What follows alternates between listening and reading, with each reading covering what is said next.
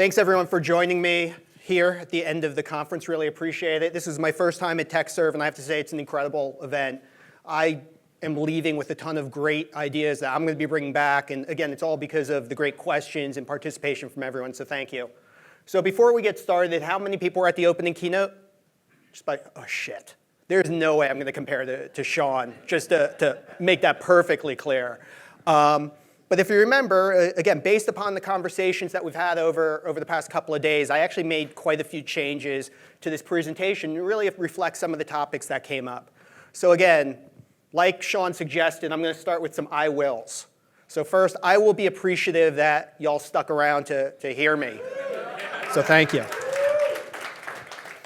Next, I will try my best over these next 45 minutes or so to make this valuable for you. Hopefully you'll leave here with at least a couple of good ideas you can bring back to the office. And I think that last survey that we did, 90% of the people said they're going to expect some changes, not necessarily change everything, but they're not going to keep things the same.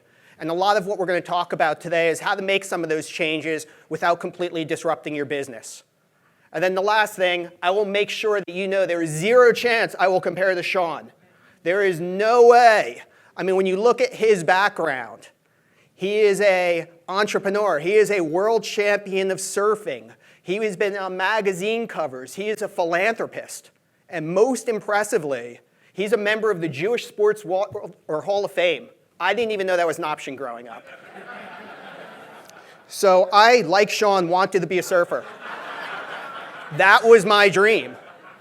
Seriously. I wanted to be a pro surfer, and again, that was even without knowing about the Hall of Fame. But the reality was, I sucked. That's a real picture. That is me surfing and someone trying to cheer me on. So how many of you, when you were in high school or college, knew that you were going to be a recruiter in the staffing industry? Again, show of hands? None? Yeah, that's about right.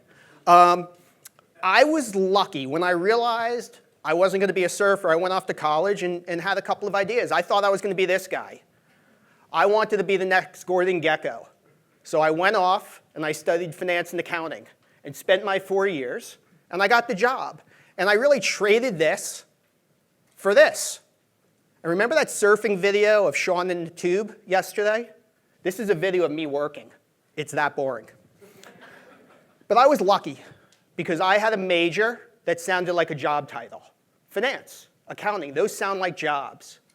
What about the students who are philosophy majors, or English majors, or history majors? No matter how creative companies get with job titles, they still don't have the title of philosopher, not even Facebook. But again, I was fortunate. I spent about 20 years as a venture capital investor with a big focus in a couple of areas. One was technology, the other was education. And it was incredible. I had the opportunity to meet so many amazing students over the years and have an impact, trying to drive changes in the educational system, whether it was in K-12 or post-secondary, trying to make sure that everyone had equitable access to education and ultimately careers. And I'd actually gotten to know a number of students along the way, students like Fabian, who was a first-generation student. Parents didn't go to college. They immigrated. He was DACA. He was trying to get his foot in the door. He was trying to demonstrate his skills, and he was amazing. He had more grit, more perseverance, more of those core skills than anyone I've ever met.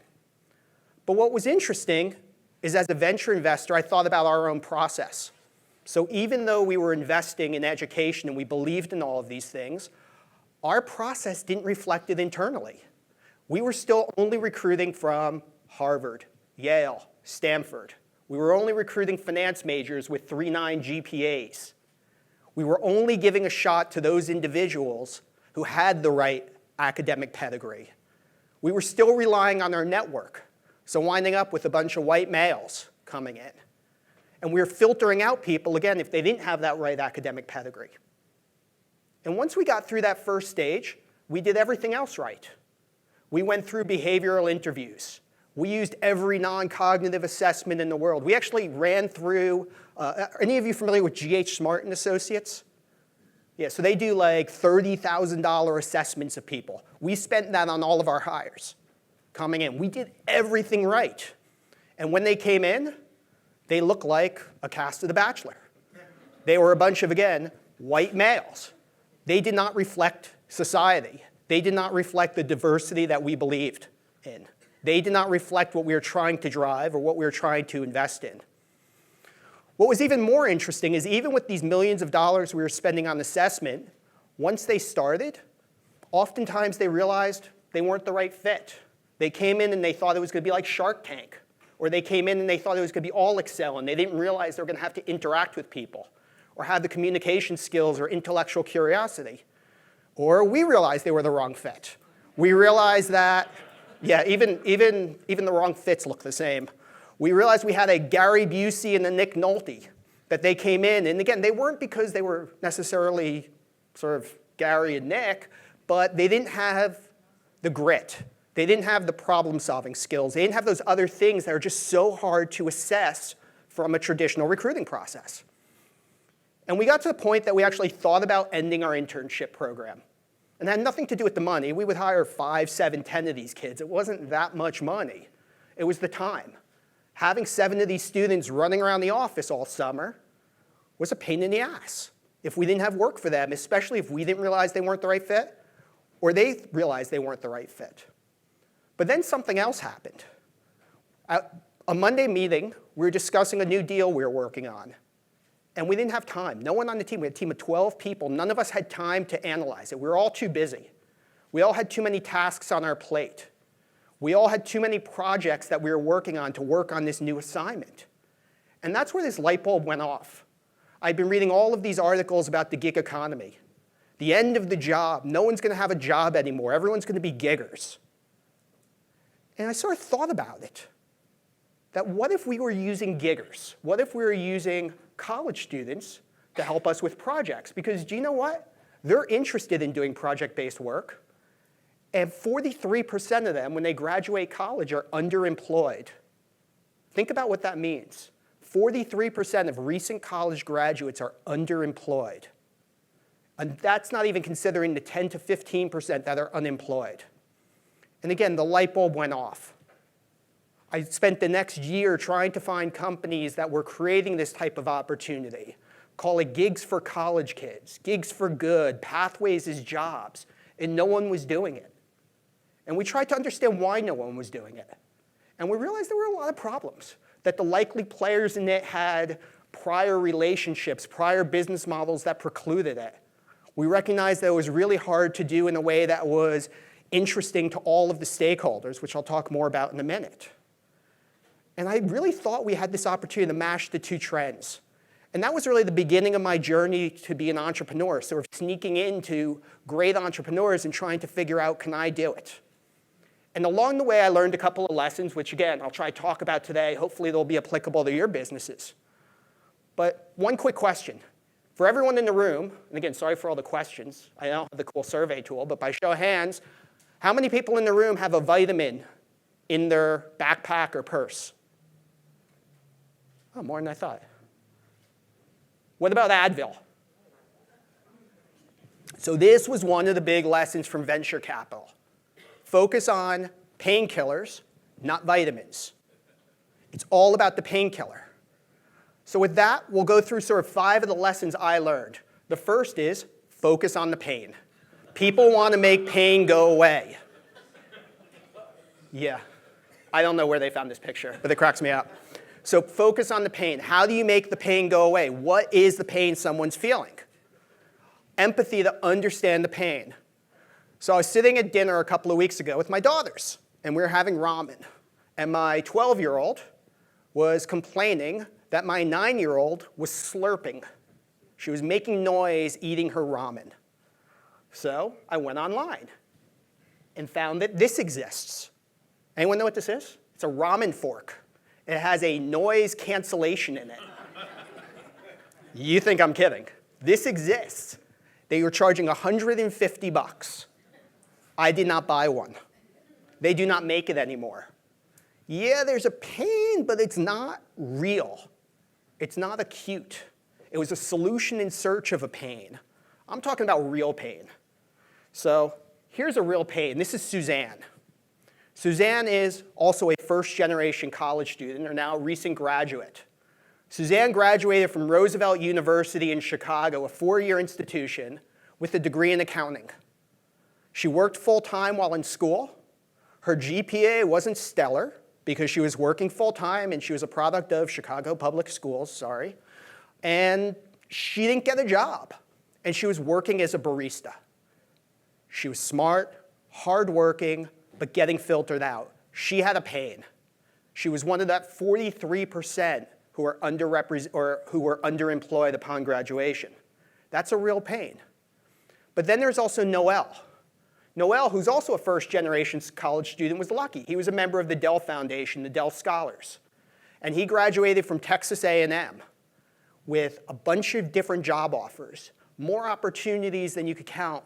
He actually had more job opportunities than anyone else graduating from Texas A&M. But he had a pain too. He didn't know what was the right career path. He did his summer internship and was sort of about it, and he didn't know what to do. And he didn't have the family or the social connections or the network to really dig into all of the different opportunities. These are real pains. And they weren't alone in their pain. As I mentioned before, over 50% of college students are unemployed or underemployed after graduation, based upon some study by Gallup and Burning Glass and a bunch of other folks. And what that means is they're basically hosed for their entire career. The data shows if they don't land that right first job in the first year, they're going to stay underemployed. That is a very real pain college students are facing. But what's interesting is there's another stakeholder. And this is something that's probably very relevant for everyone in the room. It's not just about the student or the candidate. It's also about the company as well. So this is a chart showing the number of open jobs in the US right now. It is at record highs. Time to fill is at record highs. I was on an earlier panel where they were talking about whether it's 2% unemployment or 1% or whatever. It is a tight labor market. There are more open positions. Another pain companies are facing is they're spending millions of dollars every year recruiting on campus, going to job fairs, flying people around for interviews. Millions of dollars, but they're only recruiting at the focus schools. And they're not getting the ROI. In fact, I had a conversation last week with the woman who runs career services at UCLA. Again, one of the most prestigious institutions in the country, if not the world. And she talked about the fact that companies are all coming onto campus and all excited, but she'll walk through the career center, and what she sees is a student population at the career center waiting for interviews that doesn't reflect the student population overall at the school.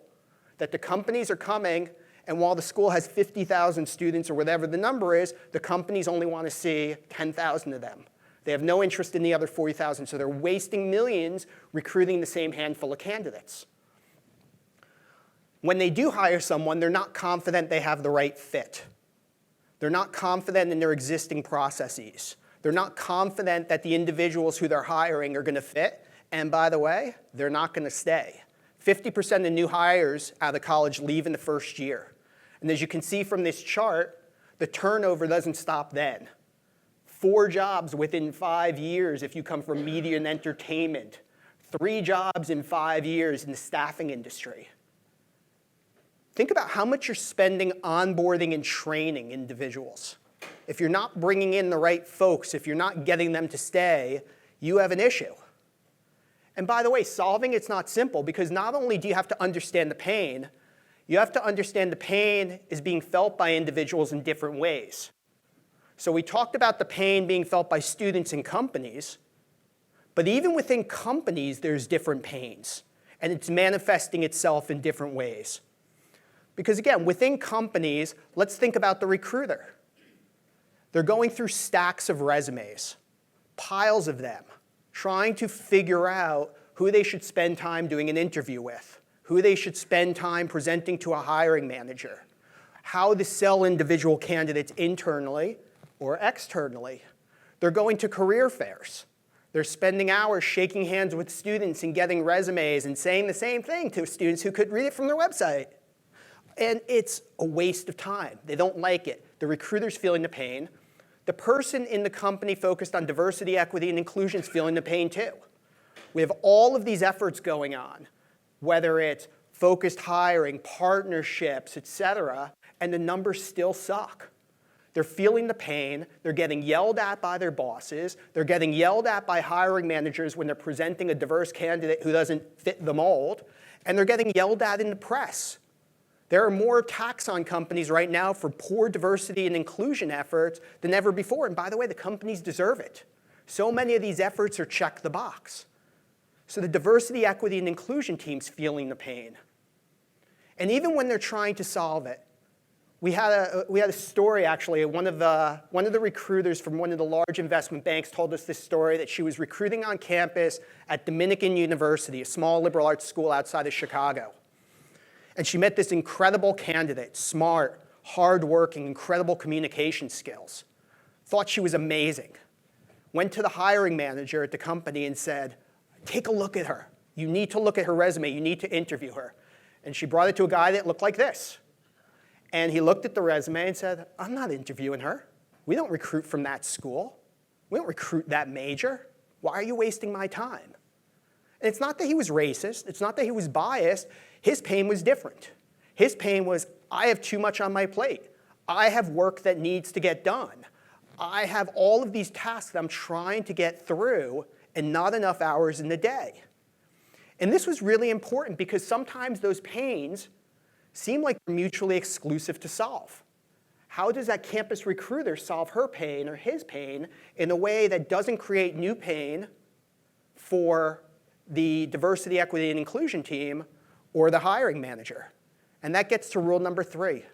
Don't cause new pain.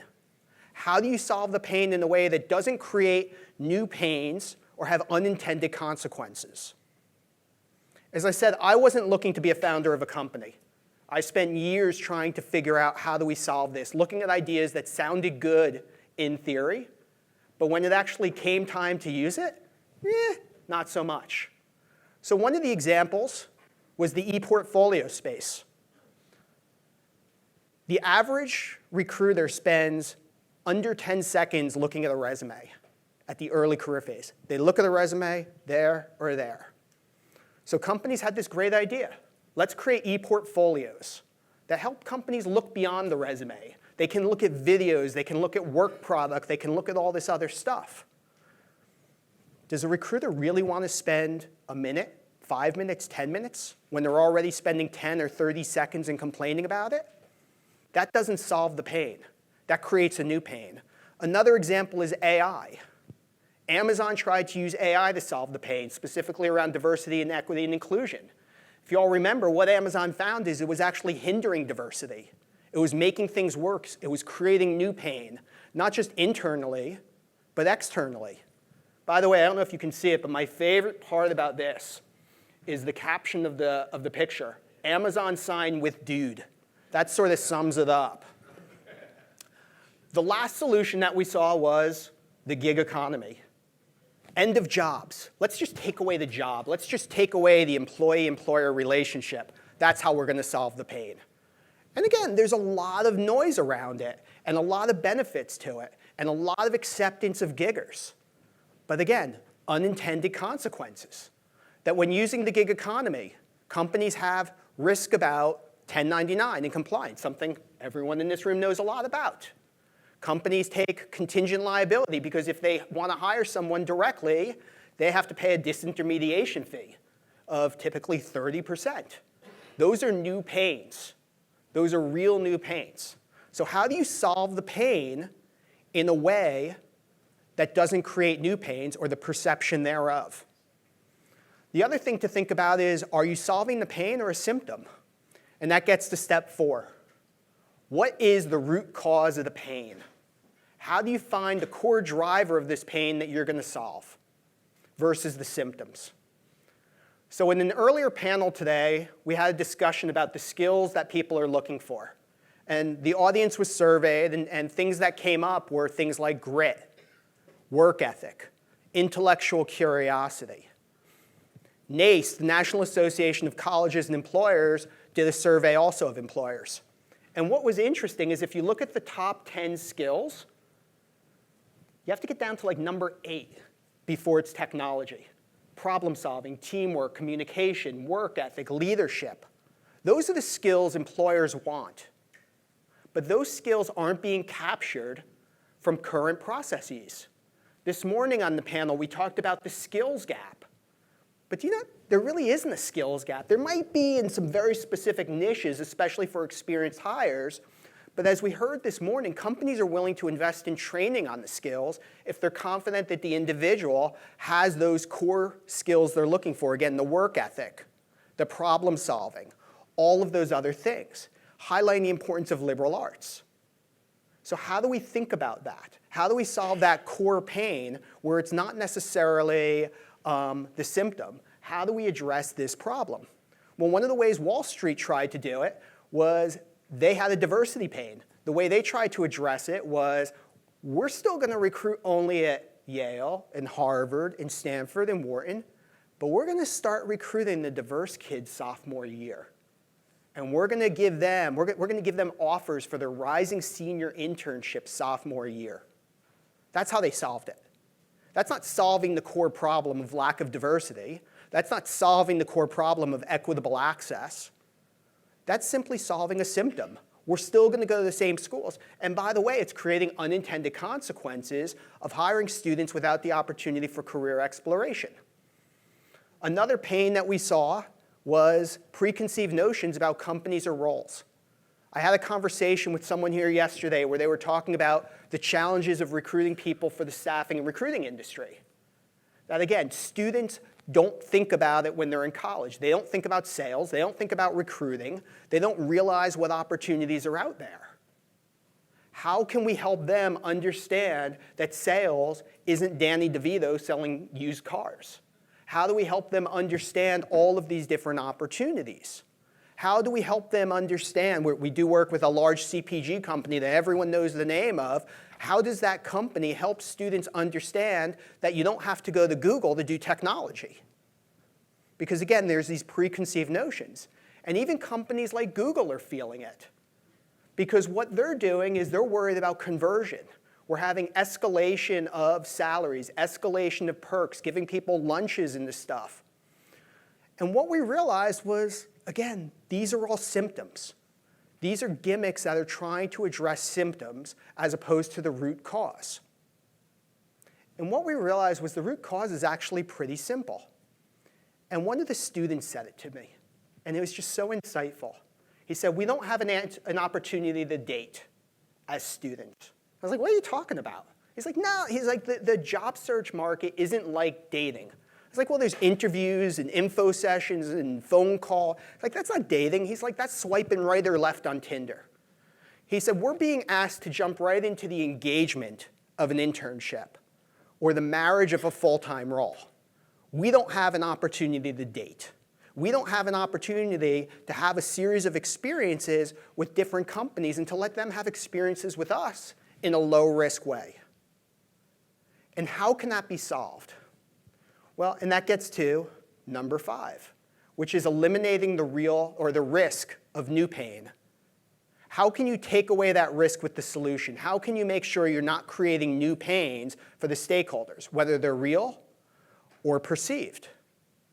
And again, one of the companies today on the panel mentioned they don't hire college grads. They're only hiring experienced hires because they have this perceived pain of, yeah, I sort of want to try it, but if I do, it's going to cost me a lot of money, and is the ROI going to be there, and we're going to have to spend all this money on training. They were scared of the prospective new pain. And by the way, they were scared of it because of prior experience. In their work with new grads in prior roles, they had found they didn't work out. So let's not do it again. And this is important in all of our businesses to understand not just the pain that can be caused, but the perceived pain, whether it's rationally driven or not. Is it based on past experiences? Is it based on the risk of getting fired? What are those perceived pains? Well, how do you solve for that? And what we found when we started our little thing was taking away the reason to say no. Getting rid of every objection someone can have. Getting rid of every objection or any concern someone has that something could potentially create a new pain. Well, how do we do this in a very tactical way? Because it sounds good, get rid of the ways to say no. Well, we did a couple of things. First, we looked at the data. We recognized that hiring managers are using giggers anyway. almost 50% of hiring managers are using freelancers in some part of their business. Companies oftentimes don't realize it. In fact, we were talking with a hiring manager several months ago who said, I love this, this is great, but my people won't use it, my hiring managers won't use it. I said, go to procurement or go to someone in accounting and have them pull credit card records and find out how much money your hiring managers or your professionals are spending on some of the gig economy sites. I got a call back the next day saying, yeah, it's in the millions, we got to do something. Because not only was it an opportunity for them to leverage this model, but it was also a way to mitigate the risk. The second thing we did, and this goes to the survey from the beginning of this session, is we showed them that there's ways to leverage a model without forcing massive change. If they want to continue to go to career fairs, they can continue to go to career fairs. If they want to leave their existing applicant tracking system, they can. If they're really hooked on a certain non-cognitive assessment or behavioral interview, they can continue to do this. Again, we're trying to do everything to lower the risk to zero. And then the last thing was giving them social proof. Again, one of the best ways to mitigate pain and perceive pain is to show them social proof. Who else is doing it? Why there's acceptance? Why this is a painkiller? And also, by the way, it has a vitamin tide that you can demonstrate how you're innovative. You can demonstrate internally and externally your support for students from underrepresented backgrounds. You can do all of these things. And we were able to do this because we weren't thinking like Tinder. We weren't thinking about things like perpetual giggers. We weren't thinking about how do we make sure no one's sneaky and jumps from our platform and let's keep them here forever. Instead, again, one of the young ones at the company told me about a dating site called Hinge that has the greatest tagline, designed to be deleted. Our view was that can we use gigs not like Tinder, but like Hinge? Can we use gigs as a pathway? Can we use them as a way for companies to identify talent and build their pipeline and build relationships with individuals who might not be thinking about their industry or their company and allow students to learn in this very experiential way? So we started a company called Parker Dewey. And anyone has questions about the name, I'm happy to talk offline. But with Parker Dewey, we were very, very explicit about the value proposition to the various stakeholders. For students, we made it clear that this was a way to get experience and get your foot in the door and build your resume and earn a couple of bucks. And for the companies, we were very explicit that this can help them get work done.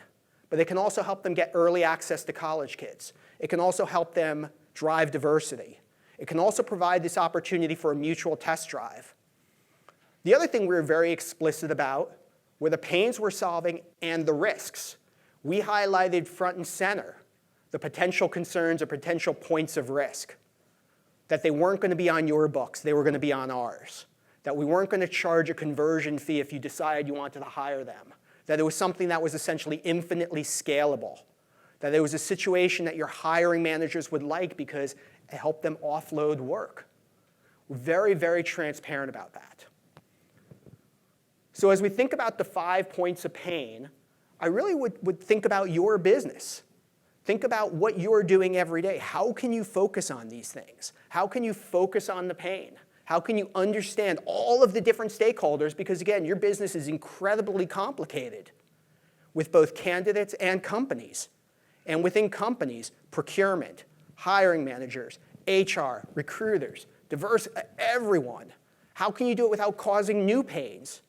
And make sure you're solving the root cause in a way that gets rid of that perceived risk. So we'll go through a few examples. Matching candidates. What's the pain associated with matching a candidate? Well, one of them is there's no undo button.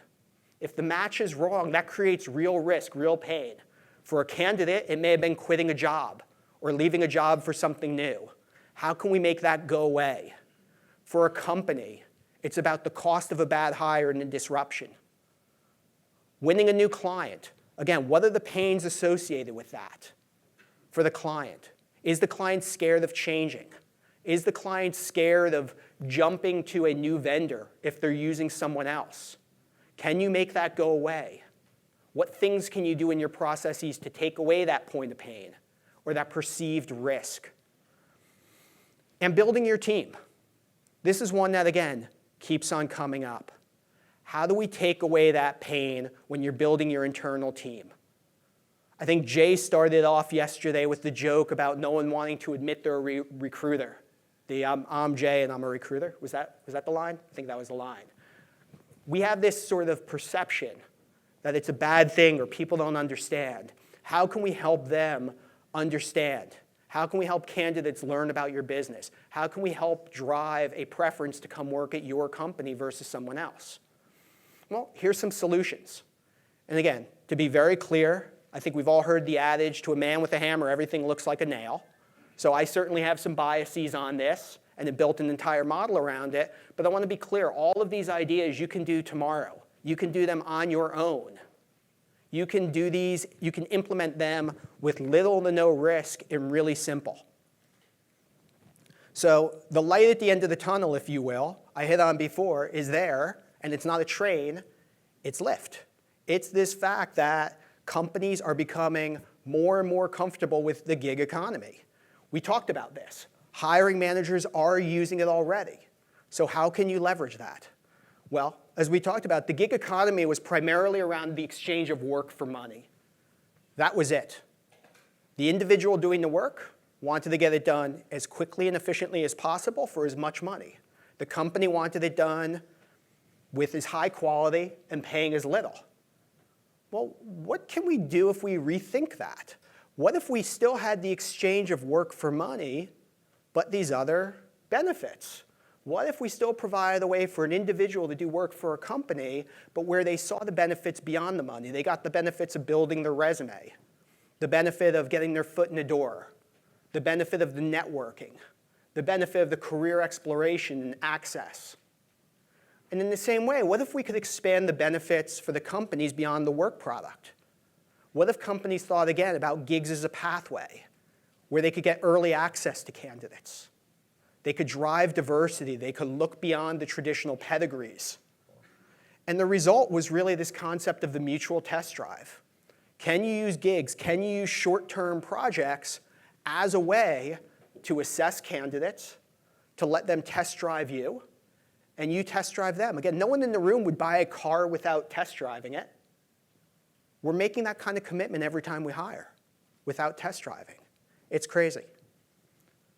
So again, how do you bring it back to your office? Well, someone early on said, think about all of those things on your plate that are the we shoulds and the I shouldn'ts. We're going to TechServe. We should go crunch that list. We should write a new article on XYZ topic. We should go see what our competitors are doing. Or I shouldn't. I shouldn't be spending my Saturday morning going through these documents or understanding a competitive analysis or prospecting for new clients. What if you could have someone else do those we shoulds and I shouldn'ts? It's almost like moving the case interview to the beginning of the process, where hiring managers are happy to give feedback because they're getting work offloaded. The other thing this sort of approach does is it helps you build relationships with candidates early. So we all know that the best way to recruit experienced hires is through our networks because we're able to build relationships over time.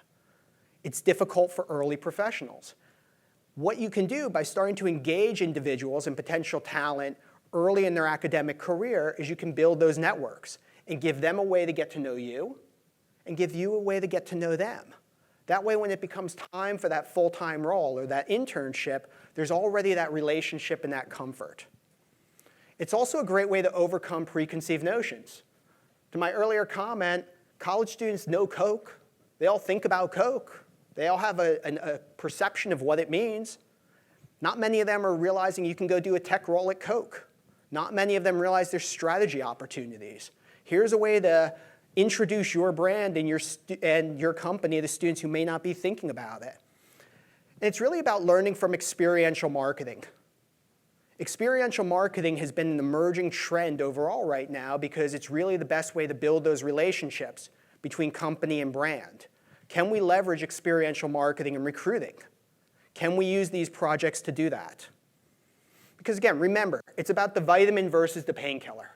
Is the pain that companies are feeling enough to make a change? Is the pain that students or the pain students are feeling when taking that job enough to make a change? And again, The risks don't have to be real. They could be perceived based upon prior knowledge or based upon Sean's speech. It might look more like this. Come on, that's a little funny. So remember Suzanne? Suzanne was the student from Roosevelt. Well, Suzanne, I'm happy to say, is no longer working as a barista. She now works at RSM McGladrey. This is a company that wasn't even interviewing her. They would not even look at her resume. They would not give her a chance because of where she went to school and her GPA. But they had a need. They had someone quit on their accounting team, and they needed someone to fill in real quickly for a client. She came in. She did a project for them. She did another. She did another. She did another. She's now running a practice for them tied to a number of clients in a certain geography. Full-time employed, has gotten promoted multiple times, has been there 3 years. Remember Fabian? Fabian, who had all of these job opportunities in consulting and technology firms. Well, Fabian is now at M. Holland. How many of you have heard of M. Holland? No one? It's a plastics distribution company. Fabian is doing supply chain for this business. In his words, it's a company I wouldn't have even thought of. It's a company I wouldn't have considered. It wasn't even on my list. But he was able to, through a series of different projects, get the experience to understand where his interests and passions were, and for them to get to know him and market to him and build a relationship, ultimately bringing him on. So with that, I will open it up to questions. And I'll include my website. So thanks so much. Any questions from the audience?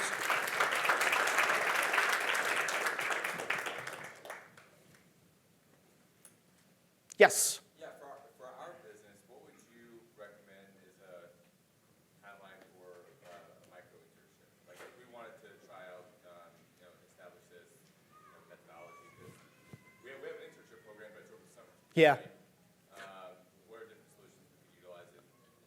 No, it's a great question. So we work with organizations that both have existing internship programs and don't. So we're very explicit. This does not replace a summer internship program.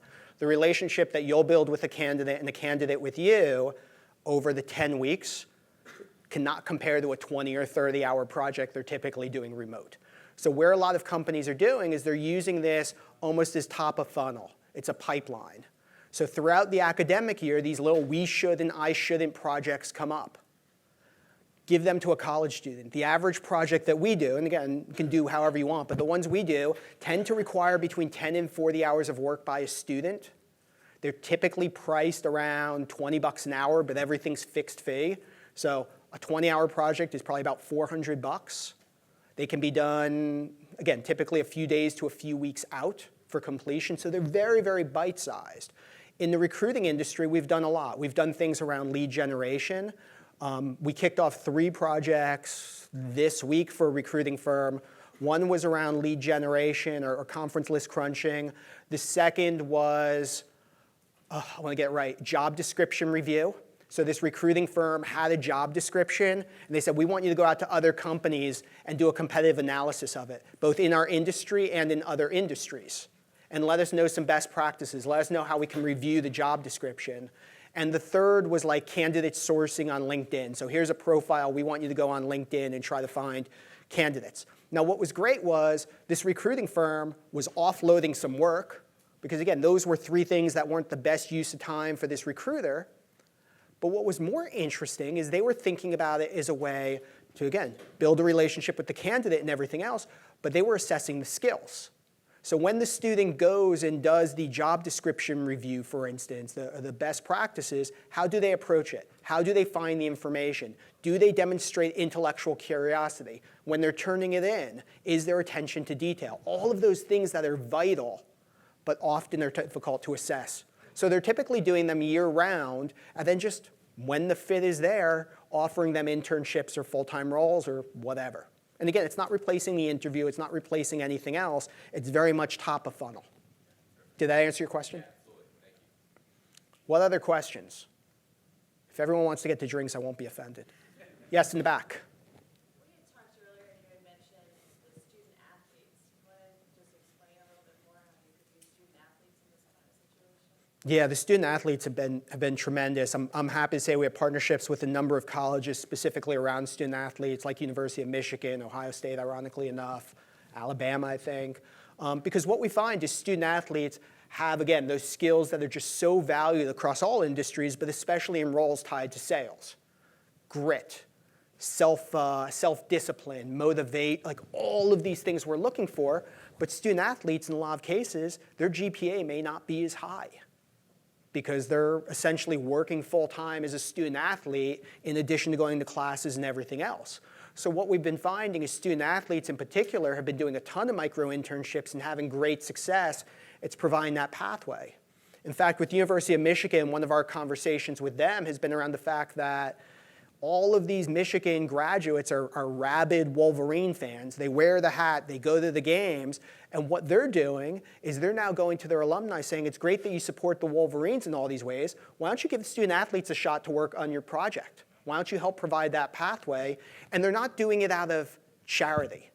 They're not doing it out of just philanthropy or feel good. It's also a good business decision because, again, they're getting to know people who might be missed.